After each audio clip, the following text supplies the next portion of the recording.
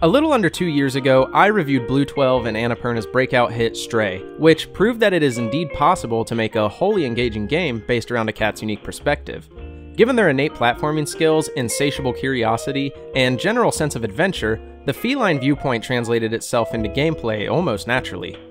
All of this led to Stray's immense success and are huge contributors to why it has legitimately cemented itself into my favorite games of all time list. But due to its gritty, cyberpunk aesthetic and sections of straight-up sci-fi horror, means that it's a much harder universal recommendation for all cat lovers. Thankfully, for those looking for something a bit more relaxed and certainly less intense, there was a new, cozier cat sim on the horizon. Little Kitty Big City is the debut title of newly formed studio Double Dagger, founded by Valve veteran Matt T. Wood, whose resume is full of some of the company's most esteemed classics such as Half-Life, Portal 2, and Counter-Strike Global Offense. The game first caught my attention last year during Nintendo's Indie World presentation, with its charming art style, vibrant colors, and playful attitude being some of its standout features. Shortly after, it was showcased in Steam's June 2023 Next Fest, and to my surprise and delight, was accompanied by a short playable teaser. After spending about an hour messing around with the demo, it lived up to my expectations and had me hooked, so I've been looking forward to its release ever since. Within a little less than a year, Little Kitty Big City has finally arrived with releases on Switch, Xbox, and PC, the latter two being available through Game Pass at the time of writing. I'll be reviewing the Steam version specifically for this video, but rest assured the experience should be about the same regardless of which platform you choose. So without further ado, let's see if Double Dagger's first outing as a developer can find success behind the paws of our furry little feline friends. Little Kitty Big City's general foundation is a pretty straightforward one. You play as a cat who clumsily slips off their high-rise apartment's windowsill, tumbling down into the big city below, and now must try to find their way back to their favorite napping spot.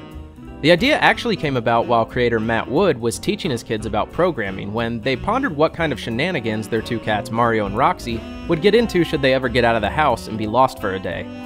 Now sure, a premise like this might seem overly basic initially, but I really don't think it needs to be anything more complicated than this. Simplicity is exactly what someone who is a cat lover wants, a game that just lets you be a mischievous little menace causing as much chaos as possible, and Little Kitty Big City excels at precisely that. Consisting mostly of running, jumping, and climbing, Double Dagger have expertly translated the feeling of being a cat into fun and engaging gameplay that also manages to stay faithful to their natural feline behaviors. The climbing mechanic in particular takes clear inspiration from games like Shadow of the Colossus and The Legend of Zelda Breath of the Wild with its similarly styled depleting grip meter. Small touches like sprinting being cutely renamed to zoomies, being able to swat at objects with either front paw individually, and needing to hold the A button to set up for long jumps and pounces shows the developer's dedication to crafting that authentic cat experience. Jumps in particular, however, tend to be a bit awkward at times, as I find their implementation a tad bit finicky and lack accuracy, especially when contrasted with the precision of the longer jumps. These long jumps have their own issues though, and while I can appreciate the effort to mimic the way a cat finds their footing and preps for a big pounce, their implementation can slightly break up the flow of the otherwise fluid gameplay.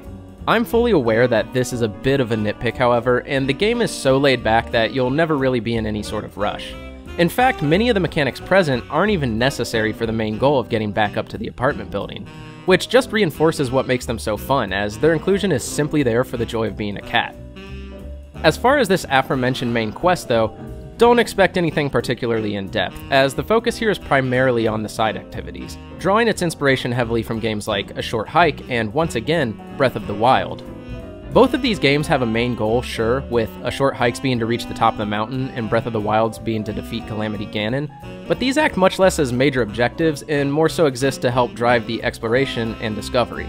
It's the same here, because although your main goal is to get back home, as Matt Wood states, this game is all about distractions, something made very clear with both its cheeky marketing and even our little kitty's complete disinterest in the goal themselves. Unfortunately, one of my biggest complaints about the game is what I also feel is A Short Hike's biggest shortcoming, and that is the length. Even at 100% completion, the game will likely only take you about 5 to 6 hours, but it's hard to fault a game for leaving you wanting more rather than overstaying its welcome, and considering its mere $25 price tag, I think I can let it slide. Given the current landscape of 40-hour-long narratives and massive open worlds, there actually is some bittersweet appreciation for the little kitty's adventure being on the shorter side, and lacking much in the way of a main quest. Instead, what you'll end up filling your time with is a range of fun diversions that include things like napping in rays of sunlight, helping a duck dad retrieve his 4 lost ducklings, collecting shiny pieces of trash for a crow, and retrieving feathers to aid a tanuki in building her interdimensional travel network of portals. The game has a decent amount of collectathon vibes, with the more expansive and character-focused quest existing alongside a list of smaller, micro-objectives, like scoring a goal at every net, knocking over and smashing 100 objects, and pouncing on 20 birds. The vast majority of these mini-tasks are pretty fun, and you'll likely complete a lot of them naturally just by virtue of playing the game, but there are a few that can start to feel a bit tedious, like needing to recycle 100 pieces of trash, which I had barely even taken a dent out of by the end of the game, and so I spent a fair amount of time solely collecting cans. On the flip side of this, I especially loved all the diverse hats you can collect by trading shinies with the crow or through finding hidden gachapon balls scattered throughout the world. Surprisingly, at least one of these hats even had an impact on gameplay, as entering the construction zone without proper safety equipment will see you picked up and kicked out, but if you equip this adorable little construction helmet, the worker will completely leave you alone. The humans in general can be pretty fun to mess with too, doing stuff like sprinting under their feet and tripping them, causing them to drop whatever they're holding, and then grabbing that item and running off with it, making them stomp around in anger. I even found a sword at one point and picked it up and started zooming towards them, with the humans being startled and running off in fear. Tormenting them isn't the only interaction though, as they can also take pictures of you and run over and pet you, should you decide you don't feel like being an ornery little void. Of course, all of this is wrapped up in an open world container, and although it's not particularly large, I found it to be the perfect size for this game.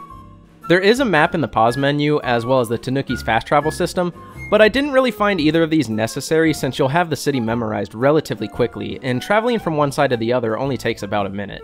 Considering Little Kitty Big City is somewhat of a light puzzle platformer, the city is smartly designed in how it limits progression in ways that make sense for the context of controlling a cat. At the start, obstructions like water and movable objects will prevent you from moving forward, so utilizing Little Kitty's nimbleness and ability to squeeze through tight spaces will be the primary way you make progress.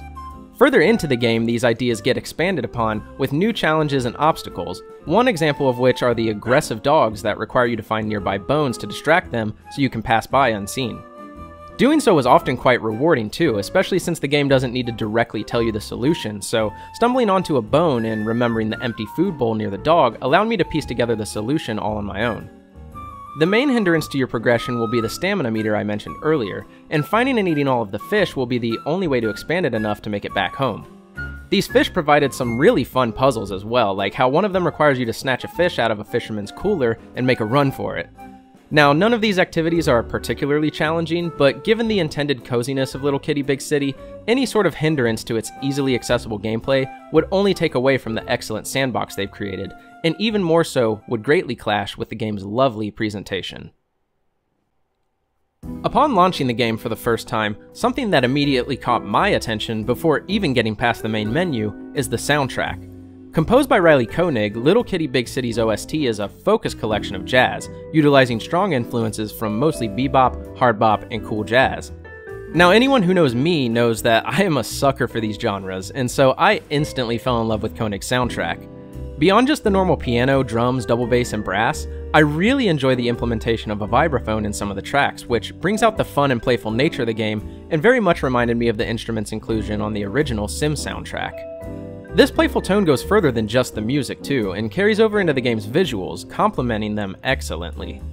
Little Kitty Big City goes with a very vibrant and cartoony art direction, utilizing what appears to be cell shading, but instead of going with the more typical ink black outlines, the use of muted purple here helps soften the edges while keeping the image from looking too harsh.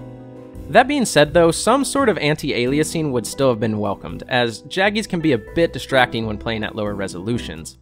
Thankfully, there is an option to adjust the rendering resolution in the settings, so what I ended up doing was switching from 1080p to 1440p, but this is not going to be the ideal solution for everyone. In fact, I was a little disappointed to not see much control at all over visual quality, but given that this isn't a particularly demanding game, the omission isn't that big of an issue. While navigating these menus, I noticed that Double Dagger has forgone a normal cursor and instead uses a little paw with a single claw out.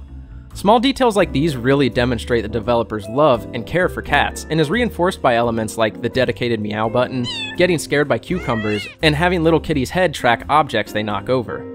Speaking of the Little Kitty, the titular feline we play as is a short-hair house cat with all black fur and vibrant green eyes.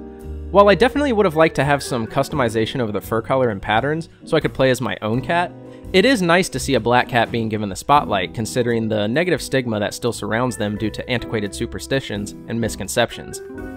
Making our little kitty's fur all black also helps make the multitude of unlockable hats stand out more without an intricate fur pattern drawing focus away from them. On the topic of these hats, I do want to give a huge round of applause to whoever wrote all the descriptions for these, as being someone who is also an insufferable lover of puns, half of the fun of unlocking new hats was discovering what kind of silly joke had been written for each. Something I found so adorable about our little kitty is that one of Matt Wood's cats, Roxy, actually provided the meows and other vocalizations for them, so I'm hoping to see her get the nomination for Best Performance at this year's Game Awards. And the Game Award goes to Roxy.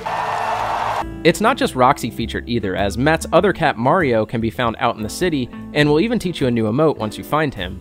Beyond Mario, the other animal characters featured in the game were always such a joy to come across, providing some genuinely hilarious dialogue. There's a beetle that can't help but use internet shorthand, a magician chameleon who can't quite figure out how to properly camouflage, and the crow I mentioned earlier who is just an unabashed greedy little capitalist. They're all so perfectly quirky and weird, being written in a manner that feels entirely on brand to how we portray their thoughts and conversations in our head. Little Kitty Big City's writing is honestly one of my favorite aspects of the entire game, and often had me laughing out loud at the unhinged things these animals would say. I also really appreciated little touches to these, like how certain words are animated for emphasis, or the way the chameleon's text box specifically cycles through a rainbow of hues. Besides the animals, there are a decent amount of humans in the game, but the interactions with them are much less personal than those with the animals, and due to an obvious language barrier, none can actually be talked to. You may have noticed the rather uncanny design of their faces, or lack thereof, which was an intentional decision to help shift focus away from their emotions and instead on their practical use as objects in the city. That said, titular Big City is also beautifully designed, taking inspiration from East Asian architecture, utilizing their more condensed construction with alleyway shops and apartments, tighter roads, and walkable layout. Matt Wood formulated the idea for the city while on a trip to Taipei, as he loved the way cities like it and Tokyo are built vertically rather than outward, which creates a unique style of architecture not typically found elsewhere. Combined with our character's small stature and the low camera angle, this design gave me quite a hit of nostalgia as it reminded me heavily of Katamari Damacy. As you navigate this big city, something that can't help but be noticed are the incredible animations done primarily by Micah Brightweiser. There's a nice exaggerated cartooniness to the way Kitty and the other characters move, an intentional decision that Micah nicely outlines in an article on Game Developer. Classic cat behaviors like crawling through tight spaces, shimmying up vines, and swatting at objects are all ever so slightly emphasized to give little Kitty that extra bit of personality. I especially love the slow motion camera speed that occurs whenever you pounce at a bird, or the slinkiness of that zigzag motion cats' bodies make whenever they're twisting and turning. There are occasionally some glitches and performance issues, like the baby ducks having a small bit of jank when they're following you, clipping and misaligning when jumping, and a decent stutter anytime you trip a human. But I wouldn't say any of this made the game unplayable or ruin the experience by any stretch. Overall, I'd say Double Dagger have nailed Little Kitty Big City's presentation. The quirky characters, excellent animation, vibrant art style, and amazing soundtrack all fit together perfectly to complement the cozy vibes they were going for. When it comes to being a cat, few games can achieve the same level of authenticity and believability as Little Kitty Big City. With a heavy focus on coziness, exploration, and style, the occasional glitches and performance issues were never significant enough to take away from the simple joy of feline mischief that Double Dagger have created. Even though its criminally short length leaves you wanting more, the core gameplay and charm were more than enough to make up for this admittedly minor shortcoming. Although it's sure to draw many comparisons to Blue 12 Stray, their similarities start and end with their cat-based puzzle platforming, so I'm glad to live in a world where both can exist. If you have Game Pass and love cats, there's really no reason you shouldn't check this game out. And even if you don't have Game Pass, $25 is more than a reasonable price for this experience. Little Kitty Big City is just so clearly a game made by people who love cats, for people who love cats, and its furry escapism is the perfect encapsulation of just that. JER likes the cat game, big shock I know, but it can't be overstated just how much charm and personality oozes out of this bite-sized adventure by Double Dagger. I know Little Kitty Big City isn't going to be to everyone's taste, but I always love giving small indie games a spotlight, even with my channel's very limited reach. If you've given this game a try, let me know what you think in the comments down below, and with that, I've been TheNamesJER. Thanks for watching. See you later!